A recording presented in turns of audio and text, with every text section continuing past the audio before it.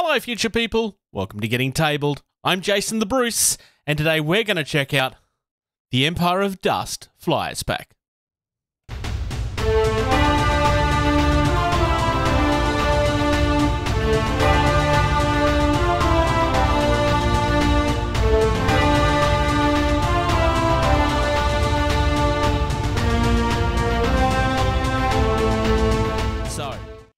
People that have been watching for a while will know that I bought into Armada about this time last year, and this is the only thing that I hadn't grabbed at that stage. I finally have it. So I can add this to the rest of the pile of things that I haven't painted yet. I'm not even kidding you. I haven't painted any of it yet. But I've been wanting to buy this for a while. It was something that I knew I should have brought, but I didn't because budget. But time to actually finally have a look. So let's get down and have a look to see how it compares to the rest of the fleet. All right. So first things first, having a look at the package. This is like a really big blister pack, honestly. I don't quite know why it's so big. Oh, yes, I do. It's because the cards are big. Okay, that makes sense. On the back, gives you an idea of everything that comes in it. It is a nice looking package. I'm just kind of surprised that it's so big, I guess. I kind of like that Mantic still do this thing with the foam, as much as, yes, I know that there's environmental impact on this. It's kind of a nice touch because it's a very old school way of protecting the stuff in shipping, and it works. And like, there's always things that you can do with this to recycle it. Like, even if it's just using this to carry your minis around. All right. So up first, we're going to have a look at the cards, and we're looking at the Empire of Dust Flyers special rules. So for starters, we got Life Leech. For every hit scored when attacking with this flyer, remove 1 point of damage from this flyer it had previously suffered to a maximum of 2 points per turn. That's quite nice, honestly. Very undeady, so it kind of makes sense. Remove the damage before applying any new damage from any retaliation.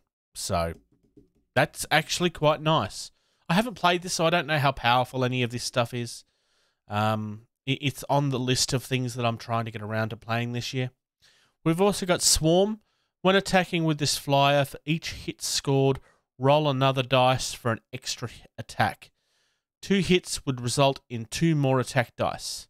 These additional attacks do not generate further attacks if they hit. So it doesn't become a blender. You only get 1 extra. You can't get rerolls of rerolls of rerolls, which is good. And these are the cards for the 2 things that come in the box set itself. I'm not going to go through everything on these because, well, quite frankly, I don't know all of this stuff yet. I will have a closer look at the rules for this game at some stage soon, especially if you guys start asking me to. But the thing I can tell you without looking too deeply is this one uses the smaller of the 2 turning templates. That one uses the larger of the 2 turning templates. Obviously, the scavenger flock is a little bit cheaper. We get 2 of the wave bases. They're both exactly the same. So we'll just have a look at one of them. So detail on this is honestly absolutely phenomenal. There's a little bit of flashing on both of them. Nothing really too drastic. You just need to scrape. There's some mold lines. I don't know how well it's going to show up on camera. Wait, is that a mold line? No, I stand corrected. That is not a mold line. It's actually part of the base decoration.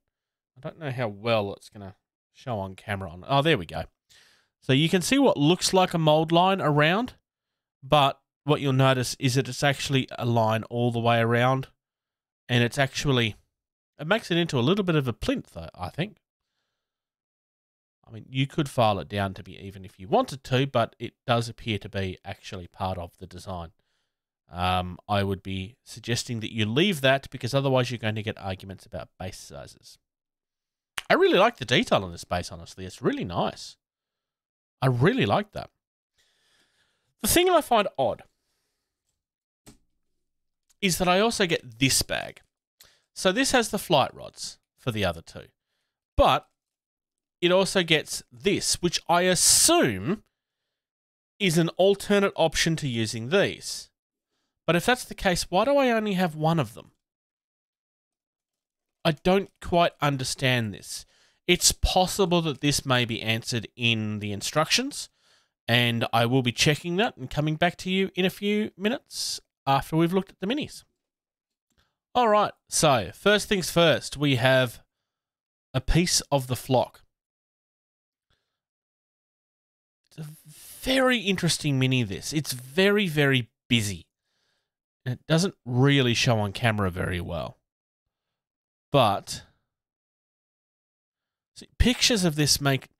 The pictures of the mini, and I'm going to show those off in a second. No, I can show you here.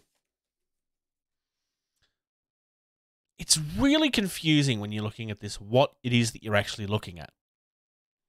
But it is literally... Oh, it is literally a flock of birds.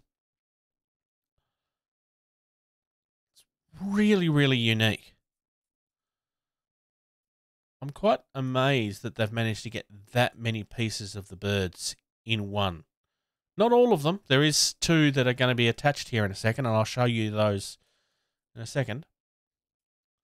But I quite like that with the detail. The feathers seem to have a nice balance between the nice detail and being easy to paint. I actually think these should take washes in contrast quite easily, honestly. They should really help here. Some of the placements of those gates is frustrating. I'm thinking here specifically. That one's a bit of a pain as well, just because of where it's located. So this is definitely one that you're going to want to heat up and get it to be nice and pliable so that you can prevent it from breaking off pieces that aren't. When you're cutting these, I would recommend at least starting to cut them from a distance and then filing stuff down, because you're at risk of losing tips of feathers and stuff over here. So this is one you're going to want to be very careful with. And then the other two pieces are here. So again, some of the placements of the gates are a bit interesting. Not as bad as the other ones, honestly. That's probably the most challenging of them. And then we've also got the body of our bone dragon, which I quite like. We've got some remnants of a sprue gate there that'll need to be removed. Nothing too drastic on that, though. The placements of those gates are a little bit better. We've still got a bit of flashing, but the flashing is mostly around the actual gates themselves.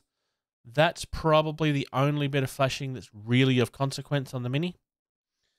And then finally, we have the arms and wings of the bone dragon. Again, the placement of the gates on this is not that bad. Maybe could be a little better. And we do have a little bit of cleanup that's going to need to be done on these. So there is a connection point here that you're going to have to snip off that's been designed into the mold itself to try and protect your tips of your claws. That's actually something that I will applaud them for, because it would be unlikely that those tips of the claws would have survived shipping otherwise. In saying that, the claws on the hands survived, so maybe they would have. But you're gonna want to heat this up, get it nice and ready, and then cut into that nice and carefully. Because if you don't, you are going to lose the tips of your claws or wings. So this is going to be one that you're going to want to be careful with, because you've got some fragile pieces here. All right, so I went onto the Mantic website to have a look at the instructions, and there are none. Mantic really... I love your products, guys. You really need to start doing a little bit more on that front. I mean, I know a lot of your kits are very simple. These aren't difficult. But there are people that are buying your games that are new to the hobby and would appreciate some instructions. I don't understand. I know that this is an option, as is this. But this appears to be an oversight, there's only one of these plastic bases when you need two of them. I actually watched somebody else's unboxing and saw that they received it the same way. They didn't seem to notice. I mean, I'm probably going to use these. They look really pretty, but you should be including two because there's two minis. If you're including these as an option, like there's really no excuse not to include the bases that you need in it. Sorry, but there really isn't much of an excuse. Otherwise, look, in all honesty, these are really pretty. It's actually quite a cheap pack too. It's really not that expensive. I know that price is not always the important thing here, but for what you're getting, this is actually quite good value. But that needs to be fixed. You've made it through to the end of another video. Your next mission is to hit subscribe and comment down below. If you'd like to reach out to the team, consider doing that, gettingtabled@gmail.com. Consider subscribing to our Patreon. For only $2 a month, you get early access to almost every single video that we do. Our most active social media is facebook.com/gettingtabled. It's where you'll find everything first. There's also a Discord. There's an invite on screen right now. If you type that in, it'll give you instant access. If you're on Twitter or Instagram, you can find us at gettingtabled. It's not the most active, but it's something we're trying to use more all the time. Come and check out Jason the Bruce at Twitch.